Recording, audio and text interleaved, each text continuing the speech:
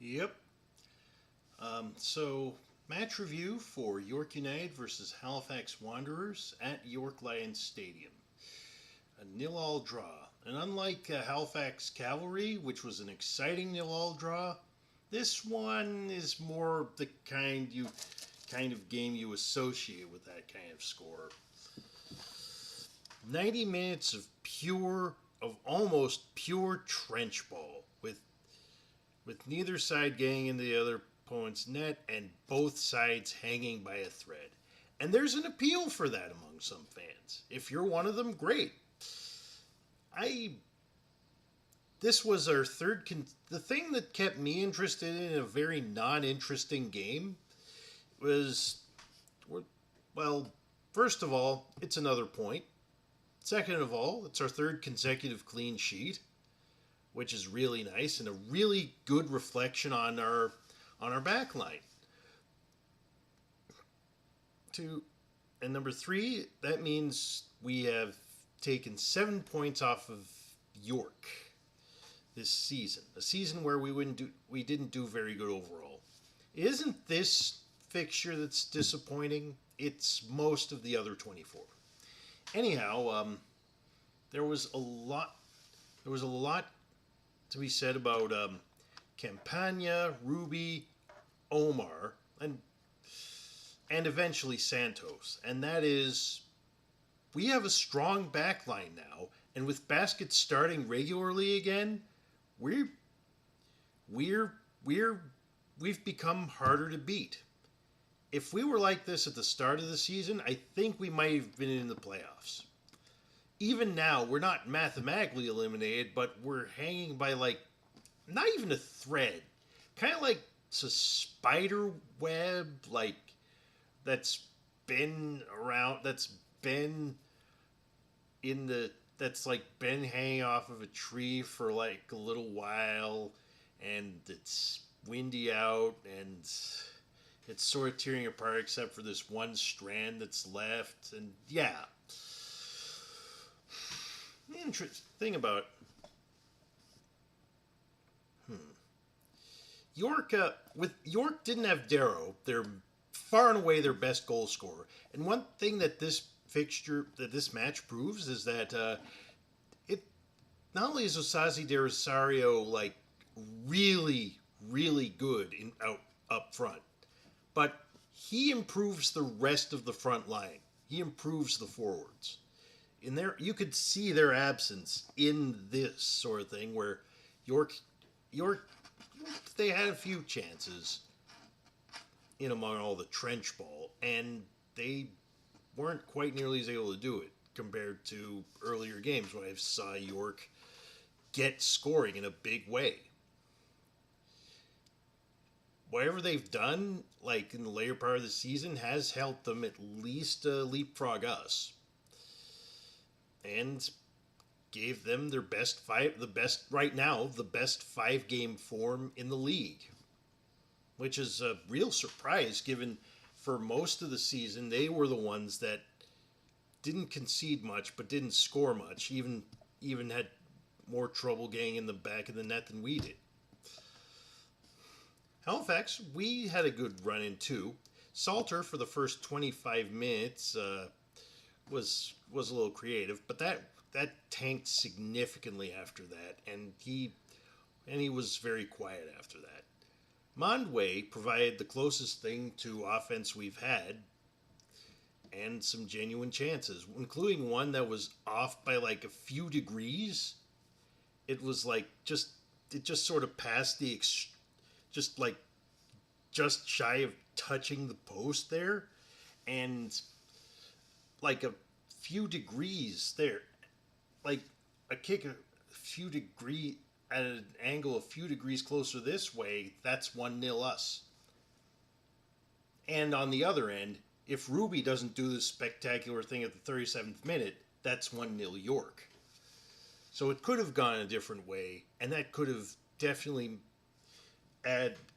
increased the tempo for the rest of the game, but it did not. There were a fair few fouls. Notice the couple from York and 4 from us. Lamoth will be out for the Halifax Pacific game, and given how he did today, that's probably not as bad a thing as it looks. I just hope Polisi's fit again to take his place. That'd be very helpful. I hope.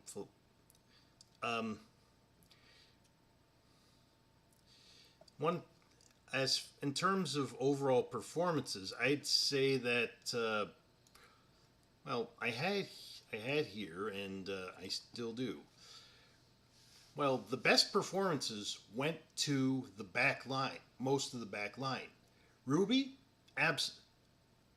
in the absence of Fernandez and Polisi, Polisi being very effective as a defensive midfielder, and Fernandez being Fernandez,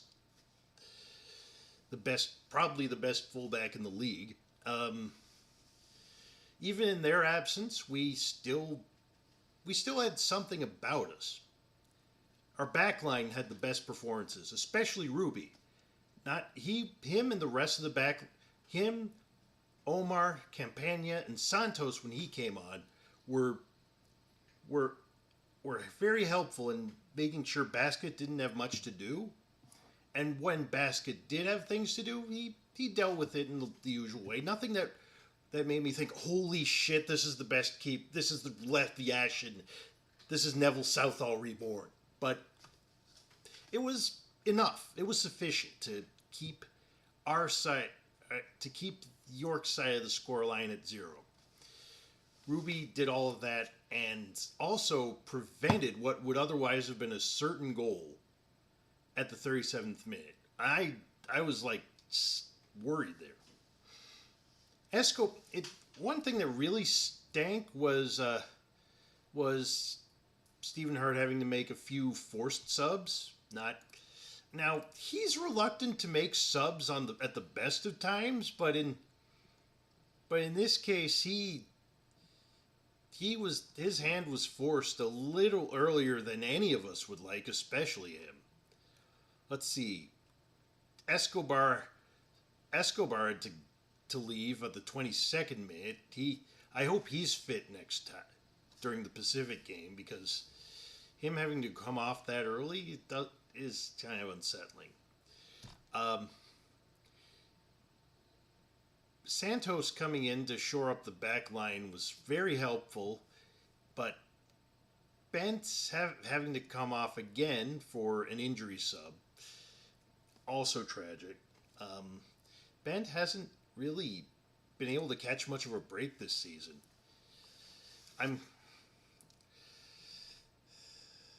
It's kind of sad. Mondway and Salter came off late for Robinson and Amla, who have yet to open their account, but who have helped a little create chances, especially Amla. There was a lot of desperation near the end. That was the three of the 4 yellow cards we got, JGL, Basket, and Tabby. That was all near the end. Tabby's was for an embarrassing foul that gave away a free kick at right outside the box. That was serious enough that it affected the performance rating for him right there.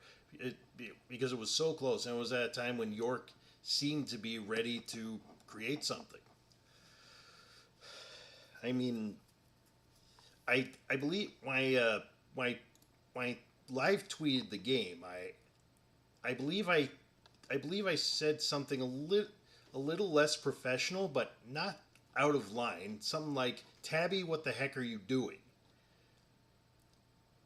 Tabby booked for a lot of small fouls, and the biggest of the small fouls was a foul that was nowhere, where the ball wasn't really there at all. The biggest sin against us, I think our biggest sin in that whole match wasn't even boring trench ball. It was giving away too many free kicks in terrible areas. And I'm glad we got away with it for the most part. We do need to rein that shit in the games to come, because holy crap. Against Forge or Ottawa or even Pacific, that's going to leave a mark.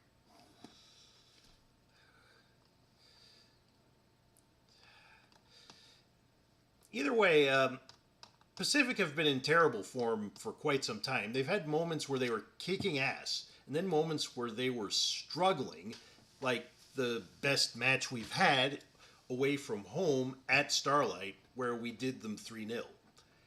And then we've taken 6 points off of them, and there's still an opportunity to take like 3 more, or 1 more anyway.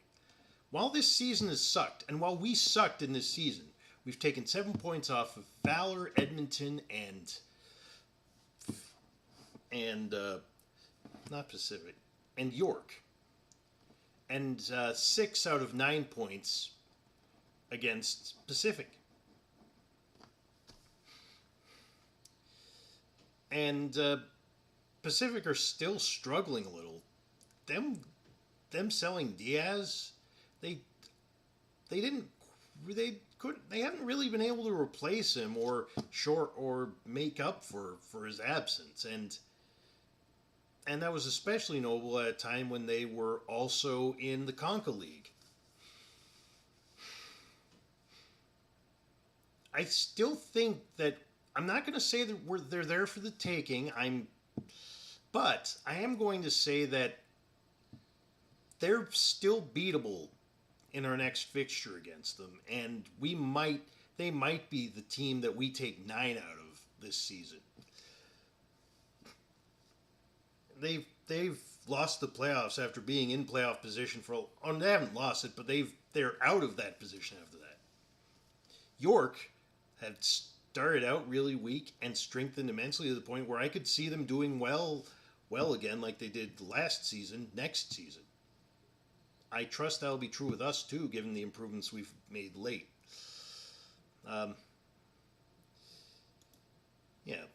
In terms of overall performance reviews, I also have that here on my Twitter. Excellent Ruby, good. Santos, Campagna, Mondway, and Omar. Poor, Tabby and Salter. Tabby for a lot of fouls that gave away cheap free kicks. Well, there were a lot of people doing that, but Tabby's stood out, especially given the timing of them.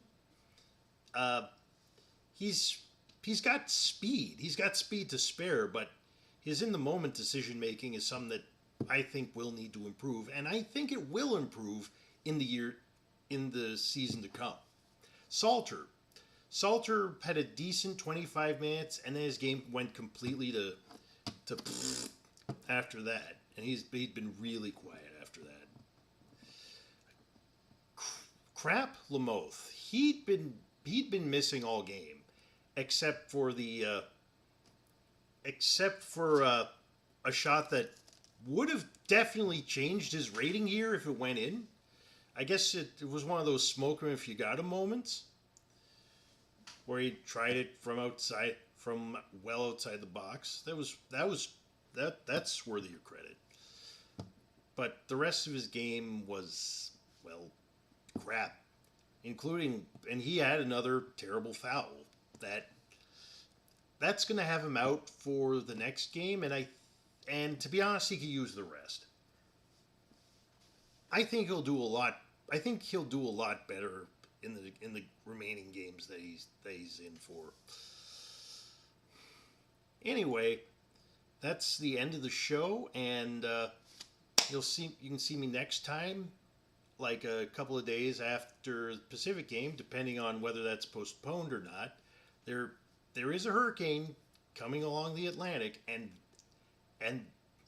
even if it doesn't hit us, the rain and wind could be serious enough to start postponing a game. So we'll see what comes of that. Until then, I'll see you later.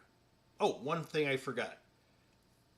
sometime after the Ottawa game, I plan on having an op chat, the first one, and the 1st of May to come in the next, where most of which will be in the next season, where the rest of them will start in the next season, where I start talking to somebody representing the opposing side, like a big fan of the opposing side, who's active in the community, about either an upcoming fixture or a fixture that recently finished. Anywho, yeah, Eddie Benhin. Until then, see ya.